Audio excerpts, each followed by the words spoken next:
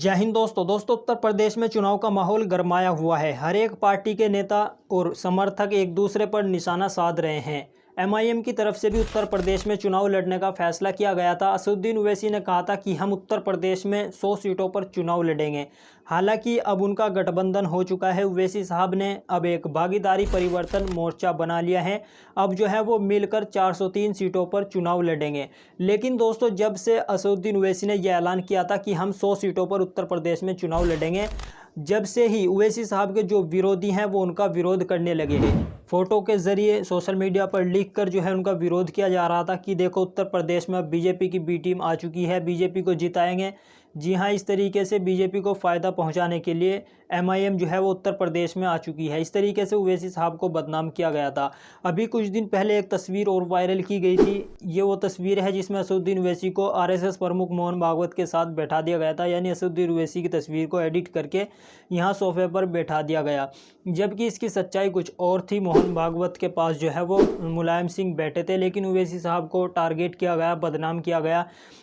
अब जिसने भी ये किया था उसको अरेस्ट कर लिया गया था, जिसने इस फोटो को एडिट किया था और सोशल मीडिया पर वायरल किया था। अब आप लोग समझ सकते हैं कि जुम्मन मियाँ जो है वो ओवैसी साहब को बदनाम करने के चक्कर में जेल जा रहे हैं, लेकिन बदनाम करना नहीं छोड़ रहे हैं। अब एक और तस्वीर असदुद्दीन ओवैसी की वायरल की जा रही है। ये वो तस्वीर है जिसमें देखा जा सकता है कि असदुद्दीन ओवैसी जो है भारतीय जनता पार्टी की वरिष्ठ नेता स्मृति ईरानी के साथ देखे जा सकते हैं। इस तस्वीर को शेयर करते हुए दावे किए जा रहे हैं कि देखो, उत्तर प्रदेश की चुनावी रणनीति की चर्चा हो रही है। यानी उत्तर प्रदेश में विधानसभा चुनाव है और इसी को लेकर चुनावी रणनीति तैयार की जा रही है, किस तरीके से बीजेपी को फ़ायदा पहुंचाया जाए। कुछ लोग ये भी दावा कर रहे हैं कि बिहार और बंगाल के बाद अब असदुद्दीन ओवैसी उत्तर प्रदेश में बीजेपी को जिताने के लिए फ़ायदा पहुँचाने के लिए आ चुके हैं।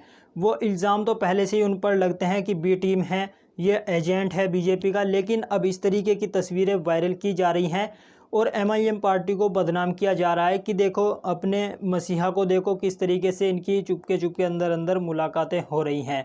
आपको बता दूं, ये एक ऐसी तस्वीर है जिसको चुनावी हर मौसम में जो है वायरल किया जाता है। यानी जहां पर भी चुनाव हो और असदुद्दीन ओवैसी वहां पर चुनाव लड़ रहे हों, तो इस तस्वीर को वहां पर मुद्दा बना लिया जाता है कि देखो, ये बीजेपी के एजेंट है, बीजेपी की बी टीम है, ये इनकी मुलाकात हो रही है। और ये तस्वीर 6 साल पुरानी है। जी हाँ, 2016 की ये तस्वीर है और अब इसको वायरल किया जा रहा है। 2016 में स्मृति ईरानी जो है वो कपड़ा मंत्री थी। अब स्मृति ईरानी ने किसी मुद्दे पर चर्चा करने के लिए सभी पार्टी के बड़े बड़े नेताओं को बुलाया था। यानी एक मीटिंग की थी, किसी मुद्दे पर उनको चर्चा करनी होगी।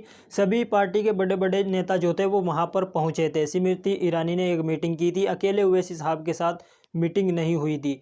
लेकिन दोस्तों, असदुद्दीन ओवैसी साहब ने इन तस्वीरें ट्वीट भी की थी 2016 में। ये आप देख सकते हैं, अगस्त के महीने में 2016 में ये ट्वीट किए गए हैं। लेकिन अब जो है इस तस्वीर को चुनाव के मौके पर उत्तर प्रदेश चुनाव में इस तस्वीर को जो है वो मुद्दा बनाया जा रहा है कि देखो, किस तरीके से उत्तर प्रदेश चुनाव को लेकर चर्चा हो रही है, किस तरीके से चुनाव जिताया जाए। बीजेपी को पहले से ही ये बोलते हैं बीजेपी का एजेंट है, भाजपा का एजेंट है, लेकिन अब इस तस्वीर को मुद्दा बनाया जा रहा है। तो आप लोगों को यही बताना था कि ये जो तस्वीर अब वायरल की जा रही है आप लोगों के सामने भी आएगी या फिर आ चुकी होगी, और दावे यही किए जा रहे होंगे कि देखो, ओवैसी साहब किस तरीके से भाजपा की वरिष्ठ नेता स्मृति ईरानी से मुलाकात हो रही है, मुलाकात कर रहे हैं चुनाव को लेकर। लेकिन ये 2016 की तस्वीर है। जहां पर भी चुनाव होते हैं वहां पर इस तस्वीर को जो है वो वायरल किया जाता है। बिहार में भी इस चुनाव के मौके पर इस तस्वीर को वायरल किया गया था। अब उत्तर प्रदेश में इसको एक मुद्दा बना लिया गया है। हालांकि जुम्मन मियाँ जो है वो अब जेल जा रहे हैं, इनके ऊपर कार्रवाई भी हो रही है। मैं एक बार और बताया था मैंने आपको कि वो जो तस्वीर वायरल की गई थी उसको पकड़ लिया गया था, बिल्कुल फर्जी एडिट की हुई थी। मुलायम सिंह की जगह ओवैसी साहब को बिठा दिया था। आप लोग इस पर क्या राय रखते हैं? आप अपनी राय नीचे कमेंट बॉक्स में ज़रूर बताएं। इस वीडियो को लाइक करें, शेयर करें, और अगर आपने चैनल को सब्सक्राइब नहीं किया तो सब्सक्राइब कर लें, बेल आइकन पर क्लिक कर दें, ताकि जब भी हम दूसरा अपडेट लेकर आएँ उसका नोटिफिकेशन आपको मिलता रहे। तो चलिए दोस्तों, मिलते हैं नेक्स्ट वीडियो में। जय हिंद।